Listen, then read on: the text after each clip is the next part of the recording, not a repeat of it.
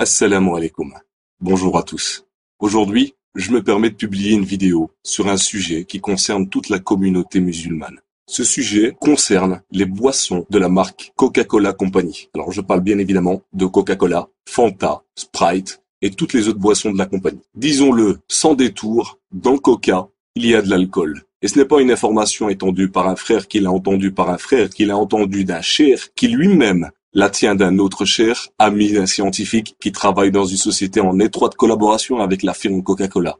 Non, l'information vient directement du service consommateur de Coca-Cola et elle ne date pas du siècle dernier, elle date du mercredi 11 juillet 2007. En réponse à l'un des lecteurs du site Alkez qui a eu la bonne idée de contacter Coca-Cola Company, puis de scanner la lettre qu'il a reçue, le service consommateur de Coca-Cola écrit noir sur blanc. C'est avec plaisir que nous vous confirmons que la boisson rafraîchissante sans alcool peuvent contenir d'infimes traces d'alcool provenant des arômes utilisés, entre parenthèses, des supports d'arômes. En effet, la quantité d'alcool présente dans nos boissons est toujours très faible et en tout cas toujours inférieure à 1,2 degré d'alcool présente dans nos boissons, soit 1,2% en volume. Seuil réglementaire pour les boissons sans alcool. Coca-Cola et les boissons de la même marque Fanta, Sprite contiennent de l'alcool ou peuvent contenir de l'alcool. Et même si le service client s'efforce de minimiser les choses en parlant de traces infimes, il avance un chiffre qui rend impossible toute objection. La quantité d'alcool peut atteindre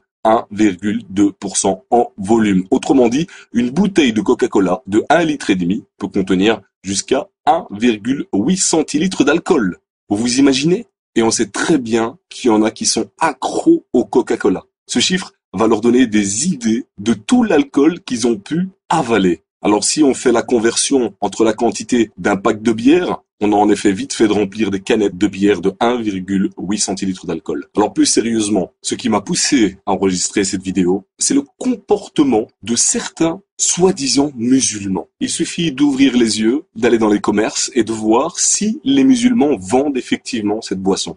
Et comme le disait un ami dans une autre vidéo, quand vous allez au supermarché, ouvrez les yeux, regardez, la communauté musulmane ne boit que du Coca-Cola. Et alors ce qui est le plus important, c'est que quand vous allez dans une mosquée, qu'est-ce qu'on vous sert? Du Fanta et du Coca-Cola au sein de la mosquée.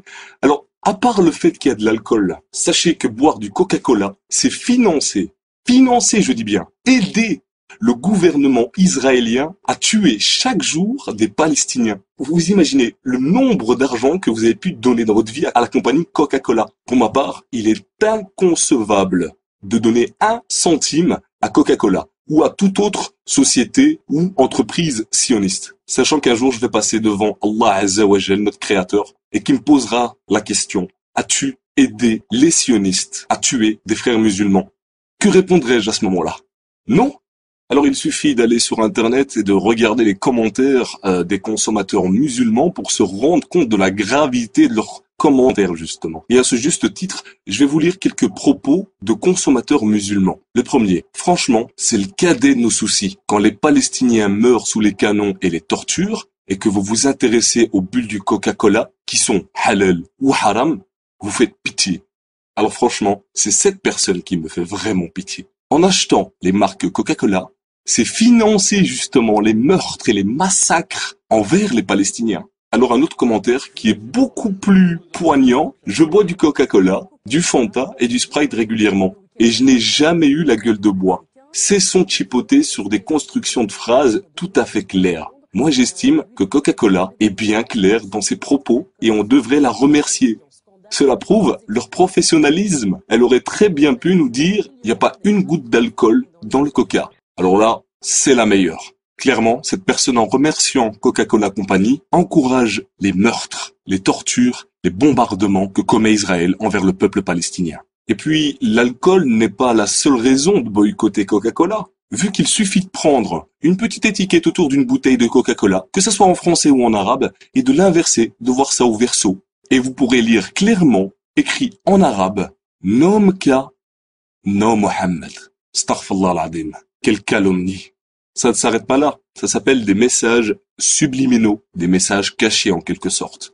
Là, je vous parlais de Coca-Cola. Vous pouvez prendre aussi Fanta, Sprite, et vous verrez clairement Shaitan, Satan, en train de tenir le monde entre ses mains, ou d'autres images, où on voit la terre en feu. Des images comme ça, il en existe plein, et pas uniquement dans les marques Coca-Cola. Sachez-le bien. Et pour vous prouver que certains dirigeants de mosquées n'ont aucun scrupule, la mosquée de Paris certifie que Coca-Cola est halal. Et donc, soutient Coca-Cola. Je suis convaincu que la fin des temps approche à très grands pas. Il sera de plus en plus difficile de pratiquer sa religion. Le prophète Mohammed sallallahu alayhi wa sallam dit en ce sens que viendra un temps où la condition de celui qui voudra rester ferme sur sa religion sera comparable à celle d'un homme qui tient une braise dans la paume de sa main. Rapporté par Tirmidhi. À la fin des temps, il y aura des dévots ignorants et des connaisseurs pervers. Quand vos savants apprendront en vue de gagner dinars et dirhams. Viendra au sein de ma communauté des gens qui considéreront l'adultère, le port de la soie pour les hommes, le vin et les instruments de musique comme licites. Rapporté par le Bukhari. Salama, qu'Allah l'agrée, rapporte que le messager d'Allah sallallahu alayhi wa sallam a dit: viendront après moi des émirs dont vous agréerez certaines choses et réprouverez d'autres. Celui qui les réprouve s'est innocenté, et celui qui les désapprouve est préservé. Mais le péché ne touche que celui qui les agrée et les accepte. Les compagnons dirent: ne devons-nous pas les réprouver par l'épée? Il répondit: non, tant qu'ils accomplissent la prière. Muslim.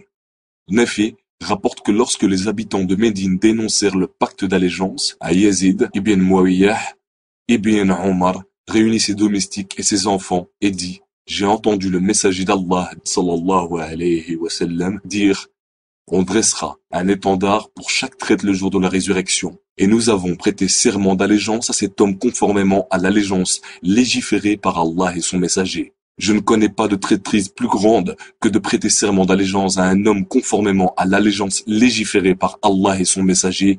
Je ne connais pas de traîtrise plus grande que de prêter serment d'allégeance à un homme conformément à l'allégeance légiférée par Allah et son messager, puis de le combattre. Et aucun d'entre vous n'a dénoncé ce pacte ou n'agré cette dénonciation sans qu'il n'y ait une rupture totale entre moi et lui. Al-Bukhari. Chers frères, chères sœurs en islam, je vous conseille vivement d'aller faire vos propres recherches. Comme je dis souvent, une info vérifiée par soi-même vaut 10 000 infos. Barakallahu fikoum. Je vous remercie. Jazakumullahu khair. Assalamu alaikum.